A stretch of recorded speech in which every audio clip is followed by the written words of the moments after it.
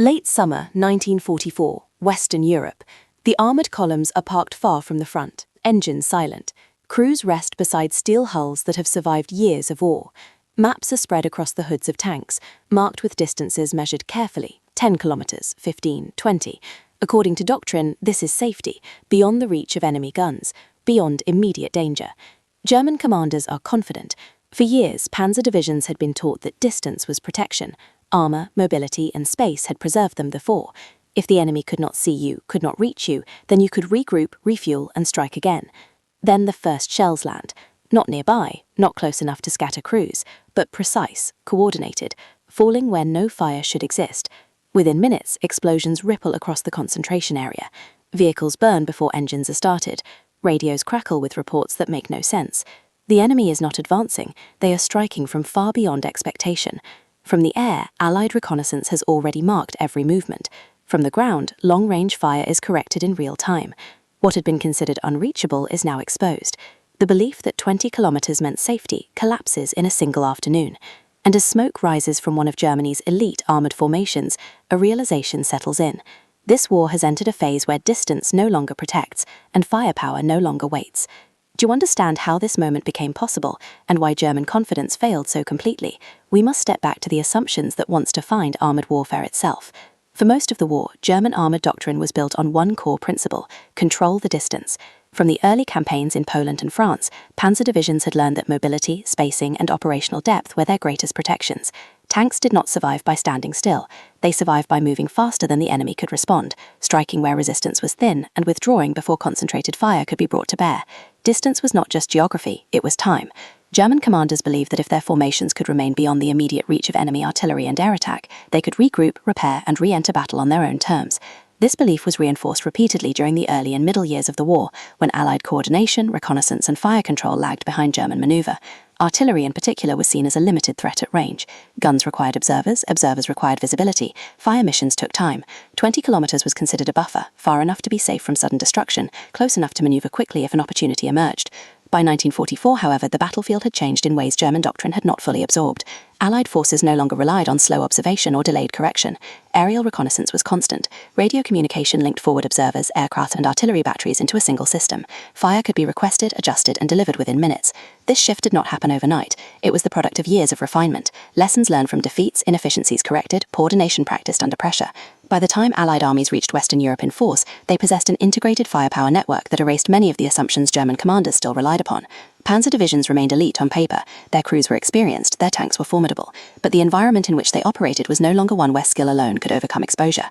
The war was becoming less about maneuver and more about reach, and as German units prepared to operate according to doctrines forged in earlier campaigns, they were unknowingly placing themselves inside a battle space that Allied firepower now dominated, setting the stage for a confrontation that would expose the fatal cost of outdated assumptions. By the time Allied forces broke out of Normandy, the character of the war in Western Europe had shifted decisively. The battlefield was no longer defined by front lines alone, it was defined by networks of reconnaissance, communication, and firepower that extended far beyond visual contact. Where German doctrine still measured danger in kilometers, Allied planners measured it in coverage. American and British artillery had been reorganized into centralized fire control systems. Guns were no longer tied to single units. They were pooled, coordinated, and directed where needed most. A request for fire could draw responses from batteries miles away, often without the firing unit ever seeing the target. This was paired with constant aerial observation. Allied aircraft dominated the skies, not only as fighters and bombers, but as eyes. Movements that once went unnoticed were now tracked. Assembly areas were photographed, roads were mapped, patterns were studied. German units did not disappear when they pulled back, they simply moved into another layer of Allied awareness. For panzer divisions, this was a profound change. Armoured units traditionally relied on pauses behind the lines to refuel, repair, and reorganize. These pauses were essential. Tanks consumed fuel rapidly, crews needed rest, mechanical failures accumulated quickly. Without periods of relative safety, armoured warfare became unsustainable. But by late 1944, those pauses were becoming increasingly dangerous. What German commanders considered safe distances were now within range of coordinated fire. Long-range artillery, guided by forward observers and aerial spotting, could reach deep into rear areas. Fighter bombers attacked any movement during daylight. Even stationary units were vulnerable once detected. The Allied approach did not seek dramatic destruction in a single strike, it sought denial. Denial of rest, denial of concentration, denial of recovery. Every German attempt to mass armor became an opportunity for destruction rather than a preparation for offense. German intelligence recognized elements of this shift, but adaptation lagged behind reality. Resources were limited, fuel shortages restricted movement, air cover was inadequate, and most critically, there was no immediate alternative doctrine to replace the one that had once brought such success. As a result, elite panzer divisions continued to operate according to assumptions that no longer held. They withdrew to what they believed were safe distances. They concentrated armor where it could be controlled. They trusted space to protect them.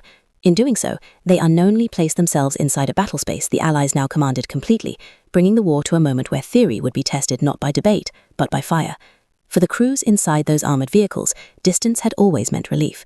A halt 20 kilometers from the front usually brought a change in rhythm. Engines cooled, mechanics worked methodically, crews slept beside their tanks, meals were prepared, radios carried fewer urgent messages. The battlefield felt momentarily distant. This expectation shaped behavior. Crews removed helmets, hatches stayed open, vehicles were clustered closer together to ease repairs and resupply. What doctrine considered safe distance encouraged concentration, exactly the condition Allied firepower now exploited. When the bombardment began, the shock was immediate and personal. Men were caught outside their vehicles, fuel trucks ignited, ammunition detonated before it could be distributed. There was no warning run, no advancing enemy, no visible threat to respond to. Survival instincts clashed with disbelief. The human toll was not just physical, it was psychological. The realization that nowhere was safe altered how soldiers perceived every pause, every halt, every regrouping. Fatigue deepened. Rest became impossible. Confidence eroded long before equipment was lost. Angle 2. Tactical blind spots in Panzer doctrine. German armor doctrine was never static, but it evolved around maneuver, not denial. Panzers were trained to break through, exploit, withdraw, and reposition. The doctrine assumed that the enemy's response would lag behind movement. Firepower was something to avoid, not absorb. What Allied coordination introduced was a new tactical reality, simultaneity. Movement, detection, and destruction occurred almost at the same time.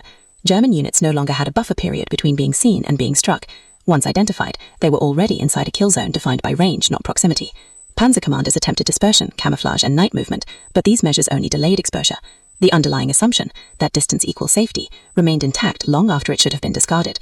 This disconnect between doctrine and environment ensured that even elite formations were fighting a war whose rules had quietly changed beneath them. Angle 3. Allied coordination as a force multiplier. The destruction of armored formations at long range was not the result of a single weapon. It was the result of coordination. Reconnaissance aircraft identified targets. Forward observers confirmed positions. Artillery batteries received data and fired without needing direct visual contact. Adjustments were rapid. Accuracy increased with each correction. This system did not require brilliance at every level. It required reliability. Where German operations relied on individual excellence, Allied operations relied on integration. Each part reinforced the other. Failure at one point did not halt the process. It redirected it. For German commanders, this meant there was no single weakness to exploit. There was no point where the system could be broken quickly enough to restore the old balance. And as these realities converged, human exhaustion, doctrinal rigidity, and overwhelming coordination, the battlefield moved steadily toward a decisive demonstration of what long-range dominance truly meant. The reach that shattered German assumptions was not accidental, it was engineered. Allied artillery had evolved into a precision instrument. Improved gun ranges, standardized ammunition, and refined fire control tables allowed batteries to strike accurately at distances once considered impractical. More importantly, these guns were no longer isolated assets. They were nodes in a system that extended the battlefield far beyond the front. Counter-battery radar identified firing positions. Aerial photography updated maps daily.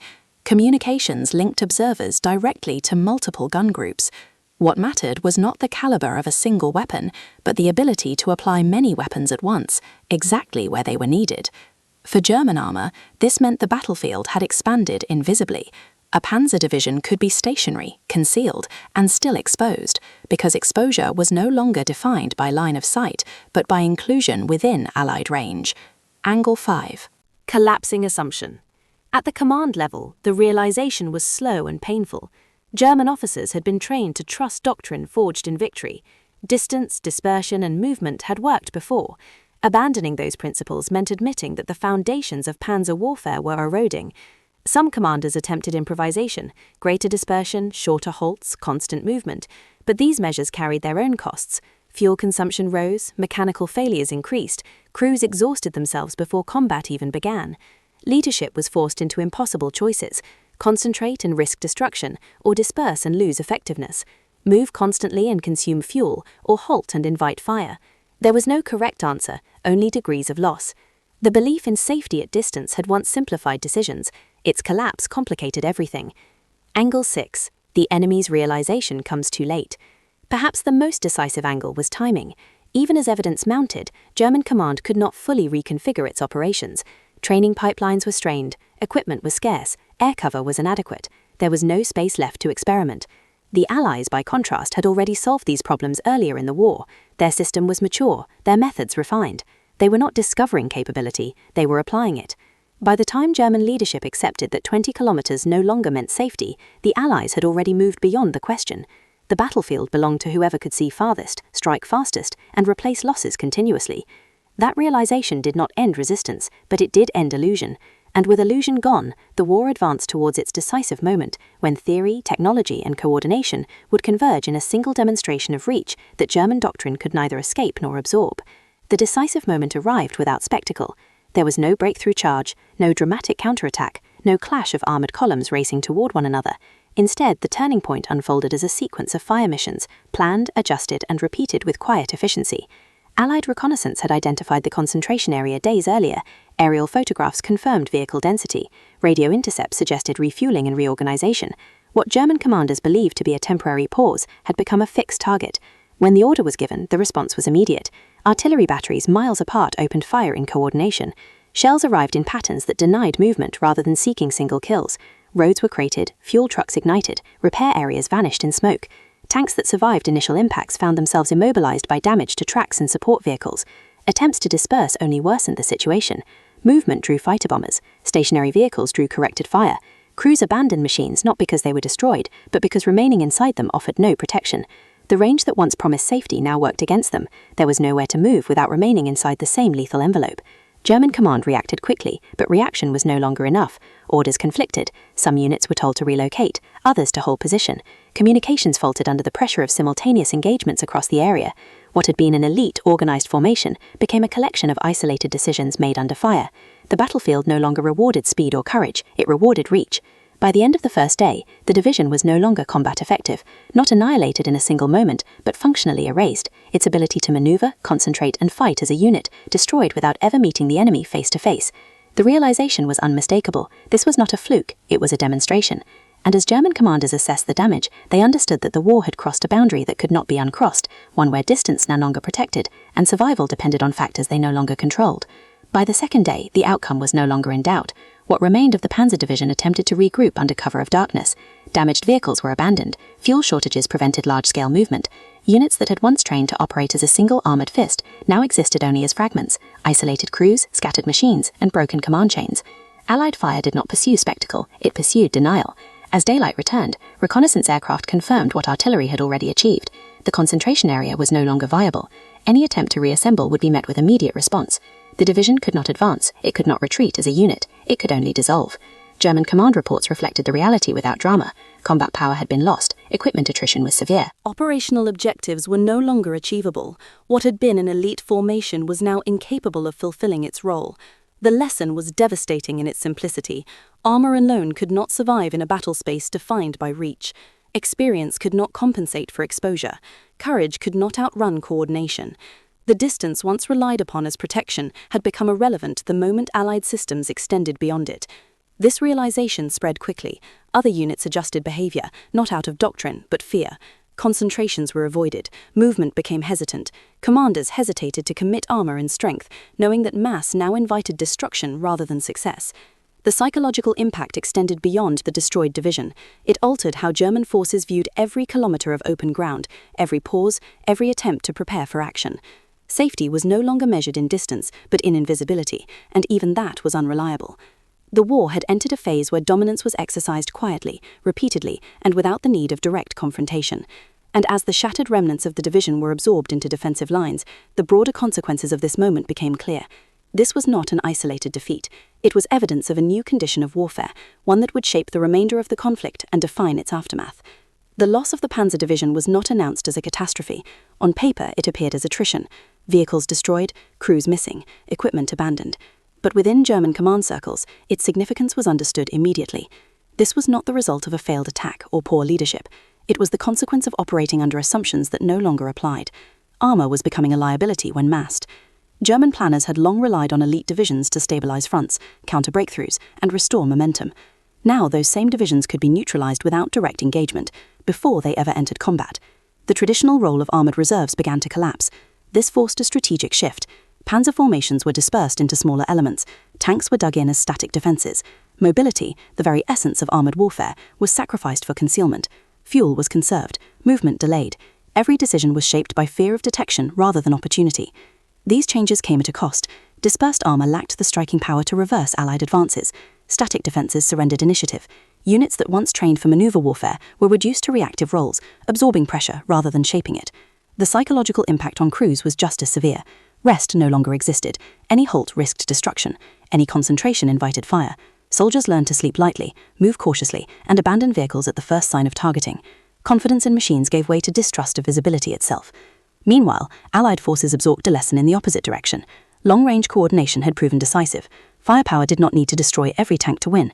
It only needed to deny movement, disrupt organization, and erode combat effectiveness faster than it could be restored. The battlefield had shifted from confrontation to control. And as this reality settled in across the front, the war moved steadily towards its final phase, one where outcomes were determined less by dramatic clashes than by systematic pressure applied without pause. By the final months of the war, the consequences of that realization were visible everywhere. German armored forces still existed, but they no longer functioned as instruments of decision. They were used sparingly, cautiously, and often too late. Commanders waited for darkness. They avoided open ground. They hesitated to concentrate even when concentration was tactically necessary. The fear of being seen and struck at range overrode every other consideration. What had once been confidence in doctrine became mistrust of it. The destruction of elite units far from the front sent a clear message through the ranks. There was no rear area anymore. The distinction between front and reserve had dissolved. Every kilometre was contested space, governed by Allied observation and fire control. For the Allies, this shift confirmed a broader truth about modern warfare. Firepower, when paired with information and coordination, did not merely destroy forces, it shaped enemy behaviour. German armour was still dangerous in isolation, but it was increasingly irrelevant in mass. The battlefield belonged to the side that could deny freedom of action before combat even began. This advantage compounded daily. Allied advances accelerated not because resistance vanished, but because resistance could no longer be organised effectively. Counterattacks arrived piecemeal. Reserves failed to assemble. Opportunities closed before German command could act on them. The elite Panzer division that had been wiped out at range became a reference point, not in public history, but in internal understanding. It represented the moment when armour ceased to be a shield and became a target simply by existing within reach. As the war approached its end, this new reality left Germany with fewer choices, fewer tools, and fewer illusions. The battle was no longer about winning ground. It was about enduring pressure that never truly lifted. And with that pressure came the final lesson, one that extended beyond Germany, beyond this war, and into the future of warfare itself. The destruction of an elite Panzer division at a distance once considered safe did not happen because German soldiers lost skill, courage, or discipline. It happened because the nature of warfare had shifted beneath their feet. For decades, armies believed that distance created security. Space allowed time, time allowed decisions, and decisions preserved control. In this war, that belief finally broke. The Allies demonstrated that power no longer needed proximity, it needed awareness. Firepower no longer waited for contact, it arrived through coordination, information, and reach. Once these elements were fused, the battlefield expanded far beyond trenches and front lines. Germany had built its armoured doctrine around movement and shock. It had succeeded brilliantly, until movement became visible everywhere, and shock could be delivered without warning from beyond expectation. What once protected armour now exposed it. The lesson was not limited to tanks or artillery, it was about systems. A force that can see farther, communicate faster, and replace losses continuously does not need decisive battles. It shapes outcomes quietly, relentlessly, and without pause. Resistance does not collapse in spectacle, it erodes under pressure that never lifts. In that sense, the Panzer division was not simply destroyed, it was overtaken by a new reality, one where safety could no longer be measured in kilometers, and dominance belonged to those who controlled the full depth of the battlefield. The war did not end because of a single strike or a single moment of destruction. It ended because one side learned how to make distance irrelevant, and once that lesson was written in fire, it could never be unlearned.